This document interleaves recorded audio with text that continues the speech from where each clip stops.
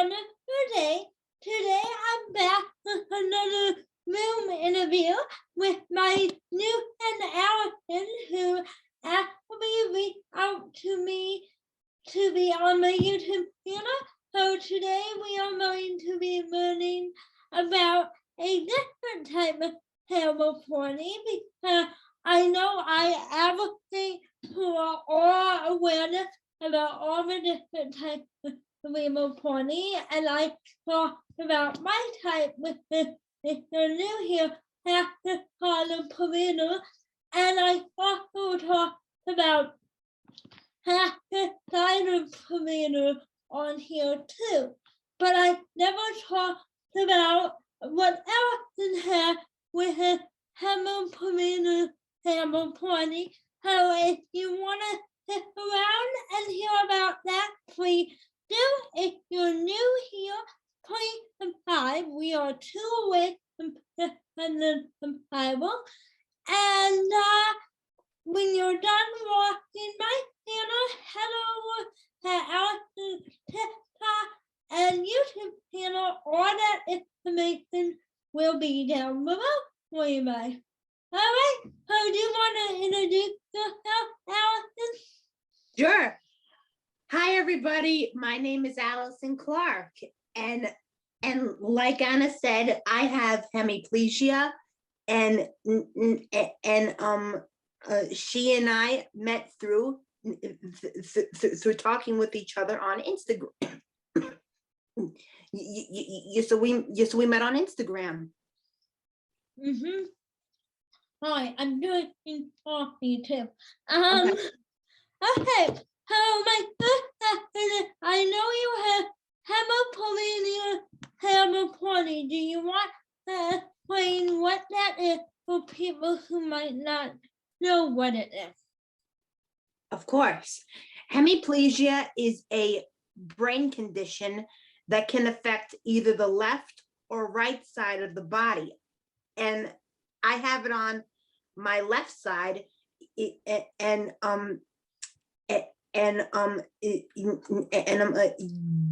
so you know that it affects my left arm and my left leg. Wonderful. Oh yeah, that's different from what I had.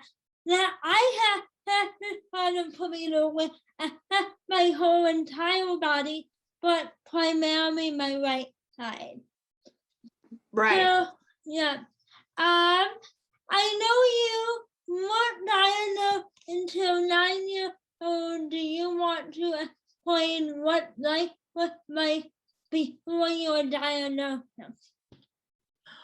Well, let me clarify with you on something about that. So my disability, left side hemiplegia, actually became noticeable at 9 years old. Because when I was born, the nurses and doctors told my parents that if anything doesn't look right, then I would have to get checked out in case anything on my body did not look right. Right. Interesting. It's always interesting how things pop up when you don't assess them to, and what is interesting for me is that it took so long for it to pop up. Yes, that's right. Yeah, because so sorry to cut you off, but remember that physical disabilities, become noticeable at a certain point in your life. right. Mm-hmm. Because I know, and I have a video on this, so I'll put it down here too. But Mm-hmm. when I was diagnosed at 1 year old, but it became very noticeable when I was born, and I wasn't hitting on the milestone that I was supposed to be hitting. Like, I wasn't walking on my own. I wasn't hitting up on my own. I wasn't falling on my own. I wasn't talking. My doctor asked me, said to me that I wouldn't talk. and then I wouldn't walk. They move on. I do both of those things now. Yeah, because I know that I know from your YouTube videos that you use sometimes a wheelchair and a walker. Yep. Mhm. Primarily I use a walker, but for really long, for example, when I go on a road trip and we might go to a public attraction, that I have Right. to keep up with everybody at a certain pace. Mhm. I use a wheelchair because I walk like 1 mile an hour, where everybody else walks so fast I barely keep up, and sometimes I don't want to hold up a train or people. Yeah. Yeah. So I don't know if that's the same to you, but that's definitely something I deal with on a daily basis. Mm. Yeah. Okay. Can you explain your diagnosis, Mooney, and how you were affected by it? Well, like I said before, that my parents were told by the nurses and doctors that I had to get checked out if anything on my body did not look right.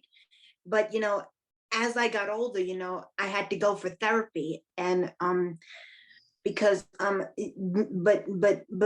even though I had therapy throughout my whole schooling life, nothing worked because because hemiplegia or as people call it in the United Kingdom, hemiparesis, which is another way of saying hemiplegia. This is something that's permanent and there's no cure for it. So so therapy doesn't cure it, surgery doesn't cure it, nothing. Right. And so I can imagine your daily life is somewhat hard. Right.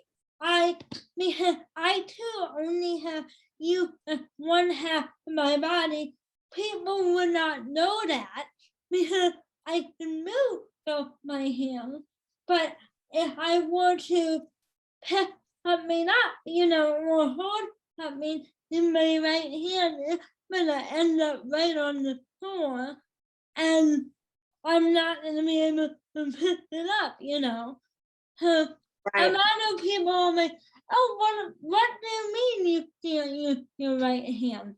I'm like, I can use it, but if you no, I literally have to hold on to the right anything that I'm trying to do with my left hand, because that's the hand that actually going to stabilize me that whole side. But Yeah. if I do anything on my right side, I'm like, oh dear, if it's an ordeal, and no matter how much therapy that I had, I don't do therapy anymore. I don't know if you do or do not. But I ended that. I am 20 now, so I graduated high school last May. It'll be a year in May. I've been out, but I stopped doing therapy after high school, and like no matter what you do, you are not going to be that as hard as someone who's not disabled. You may be able to maintain your ability, in my mind, but you can't like improve it to a point where the normal statistics. My point exactly.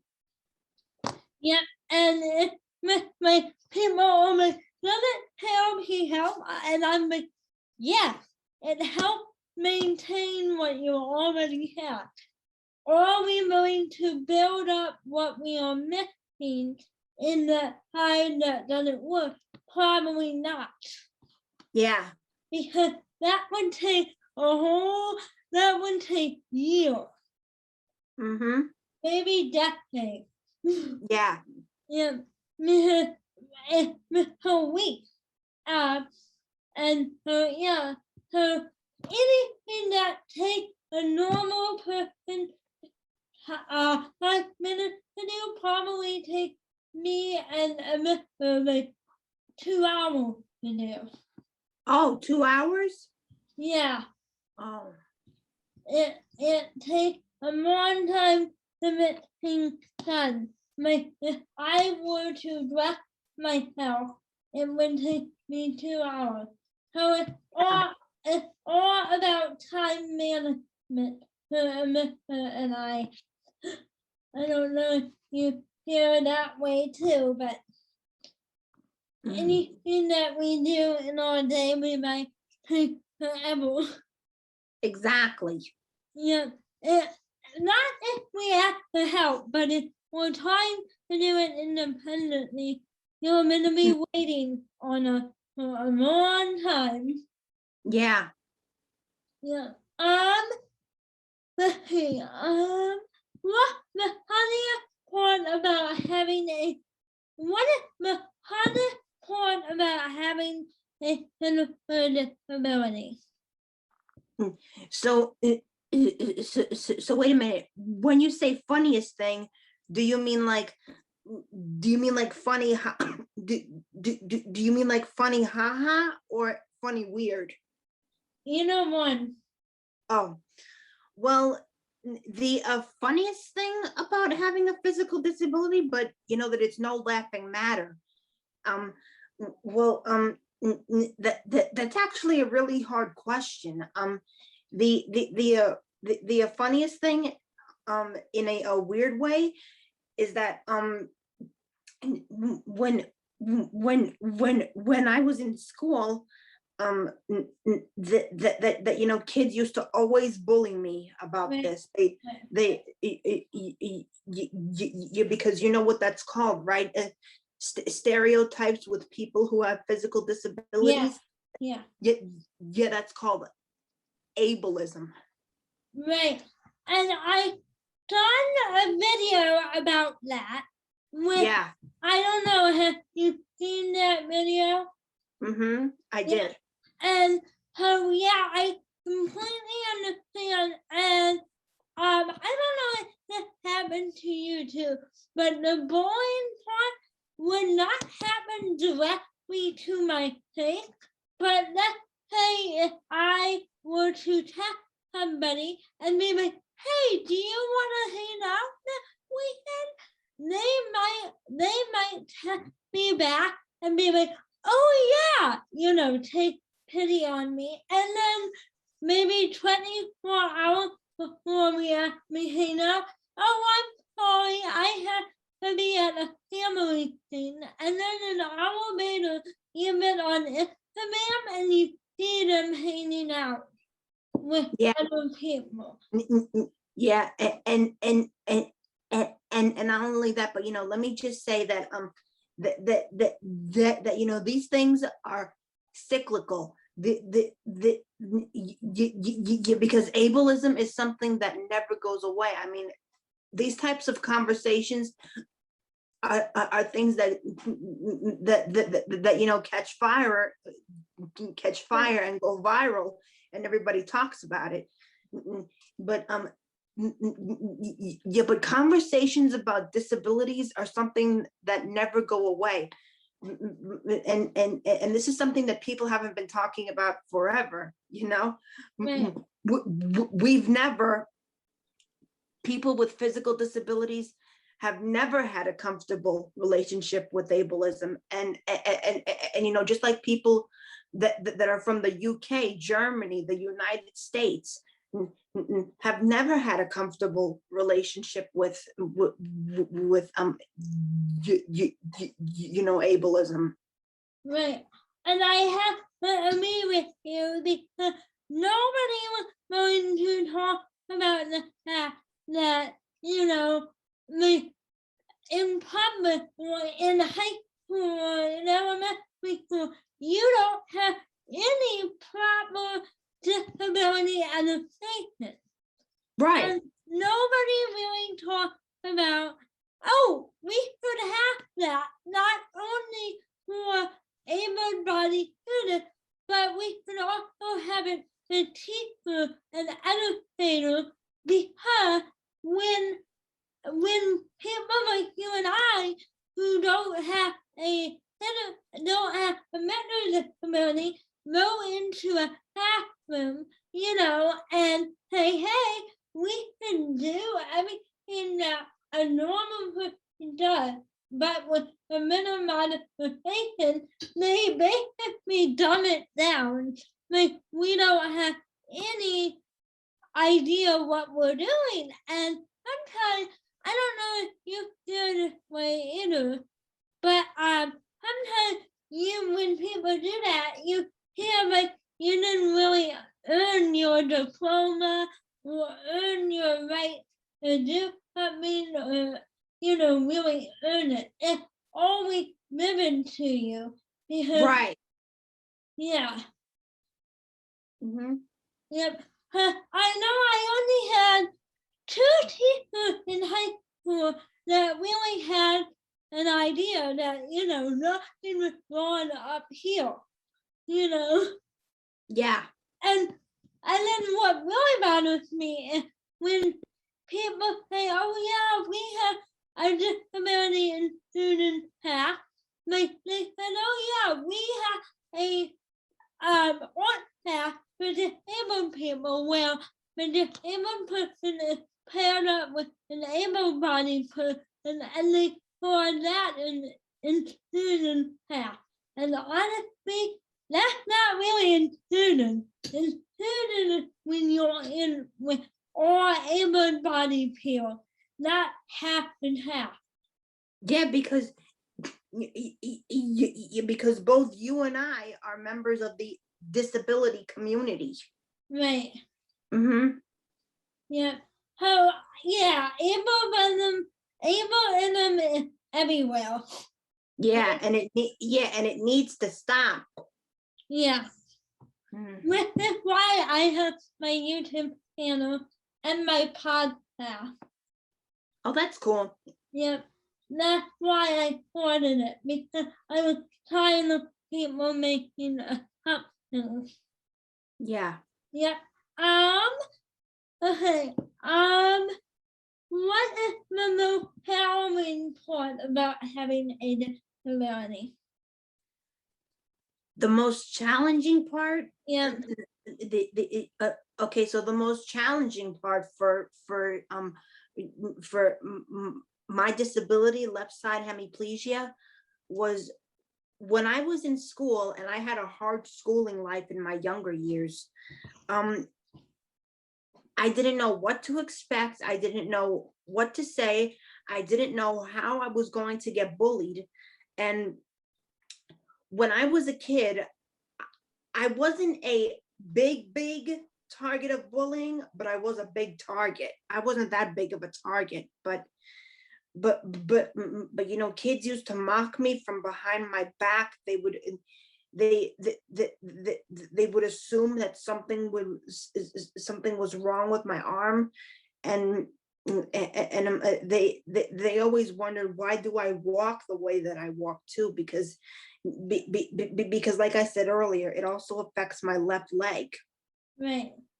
Yeah, yes, on my left side, yes, on my left side is toe heel, but my right side, which is the strong side, Right. yes, so my right side is heel toe, but the left side is toe heel.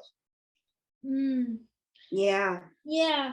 Honey, then how old are you then? I don't know.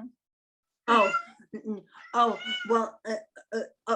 well, you know that I'm 24. I'm 24. Okay. Yeah, I'm 20. Honey, tell me that your bullying happened when you were younger, because my bullying started when I was in high school. Right. Yeah, because you know that I got bullied throughout elementary and middle school, but when I was in high school, I was totally fine, because because when my high school life had started, even though it took a while for people to get to know me, but as time went on, things got a lot better, because it usually gets better for some people in high school, not a lot of people, but some people it gets better. It was the opposite. It got better for me when I got out of high school. Because when I got out of high school, when I really wanted to be heavily involved in the disabled community. I'm part of 2 adaptive women society, adaptive beauty on Facebook, and boundless space society, and that's when it really started to take part. I finally found my community. Yeah. Yeah, it's all about finding your community. Okay, if you had an opportunity to speak to society about hemiplegia, what would you like people to know? Well, there's a message that I say in my TikTok videos, that I say a lot. And that message is, get to know disabled people before you decide to say something about them. Definitely. And remember to not to judge someone by their appearance, because it's wrong. And remember that we disabled people, we didn't ask for a disability, whether we were born with one or diagnosed with it later on. We're perfect just the way we are, and we keep our true friends that accept us for who we are. We keep those people very close to us, and always hold your head as high as you can despite what's going on. And spreading awareness about cerebral palsy especially is very important, and that's what I do every year in March. And then it's really important to get the message across about cerebral palsy. Go green for CP. Definitely. And my mouth, I know you have disability TikTok. Do you want to explain your mission and dream for that? Okay, so my mission is to help spread awareness about my disability, left side hemiplegia, on TikTok, and I do it a lot. And of course, I would love to go viral. I've gone viral on a couple of videos, but I firmly believe that learning about cerebral palsy is very important for parents and kids to learn more about, because you never know when your child may be diagnosed with it. So it's very, very important to learn how to adapt with it, even though a physical disability may be a part of us, but it doesn't define who you are. Your heart is the one that defines who you are, not your disability. I definitely agree, and I don't know if you know this too, but we hear about awareness for young people with hemiplegia, but once you hit adulthood, there's really not that much awareness about it. That's right. I think that needs to change, because when young people, the children with cerebral palsy, will become adults with cerebral palsy. Cerebral palsy is a lifelong disability. It doesn't know away after you're 7 years old. It continues. Right. Yes. So never assume that anything is wrong. Always ask questions, but only if necessary. Don't ever assume. Right. And if you are a parent watching this video, I'm sure Alison and I would love it if you would take a minute and share this video with whoever you can, because you probably have to send the gonna mow up when we were party. So please share it, please like it, leave a comment, how Alison and I share our content, and do all the things that we really appreciate it. And thank you so much, Alison, for being on my channel. And bye bye. I'll see you in my next video. You're welcome.